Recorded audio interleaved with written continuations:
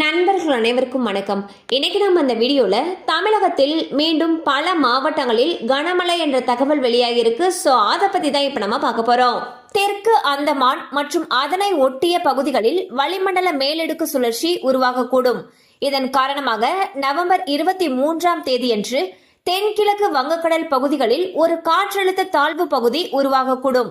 இது மேற்கு வடமேற்கு திசையில் நகர்ந்து அதற்கடுத்த 2 தினங்களில் தென்மேற்கு வங்கக்கடல் பகுதிகளில் காற்றழுத்த தாழ்வு மண்டலமாக வலுப்பெறக்கூடும் என்று வானிலை ஆய்வு மையம் தெரிவித்திருந்தது.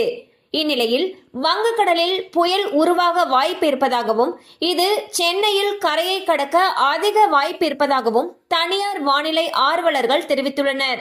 வங்கக்கடலில் இன்று உருவாகும் வளிமண்டல மேலடுக்கு சுழற்சி 23ஆம் தேதி காற்றழுத்த தாழ்வு பகுதியாக உருமாறும் எனவும் காற்றழுத்த தாழ்வு பகுதி அடுத்த 2 நாட்களில் தாழ்வு மண்டலமாக வலுப்பெற்று காற்றழுத்த தாழ்வு மண்டலமானது புயலாக மாற வாய்ப்பு இருப்பதாகவும் தெரிவிக்கப்பட்டுள்ளது.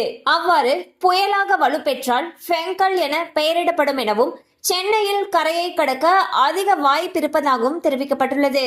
அடுத்த 24 மணி நேரத்தில் நாகை, ராமநாதபுரம், நெல்லை, குமரி, தூத்துக்குடி ஆகிய மாவட்டங்களில் மிக கனமழை பெய்ய வாய்ப்பிருப்பதாக சென்னை வானிலை ஆய்வு மையம் தெரிவித்துள்ளது.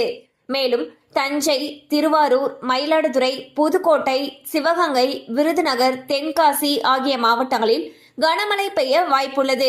மேலும் கனமழை அதிகமாக பெய்யும் பகுதிகளில் பள்ளி கல்லூரிகளுக்கு விடுமுறை விடப்படலாம் எனவும் எதிர்பார்க்கப்படுகிறது. சோ பாத்தீங்கன்னா வளிமண்டல மேலடுக்கு சுழற்சி காரணமாக தமிழகத்தை பொறுத்த வரைக்கும் அடுத்த சில நாட்களுக்கு பல மாவட்டங்கள்ல கனமழைக்கு வாய்ப்பு இருப்பதாக தெரிவிக்கப்பட்டிருக்கு. கண்டிப்பா அந்த அப்டேட் உங்களுக்கு பயனுள்ளதா இருந்திருக்கும் நம்புறோம். மேலும் இது போல அப்டேட்ஸ் உங்களை உடனே ரீச் ஆகணும்னு நினைச்சீங்கன்னா நம்ம சேனலோட தொடர்ந்து இணைந்திருங்க.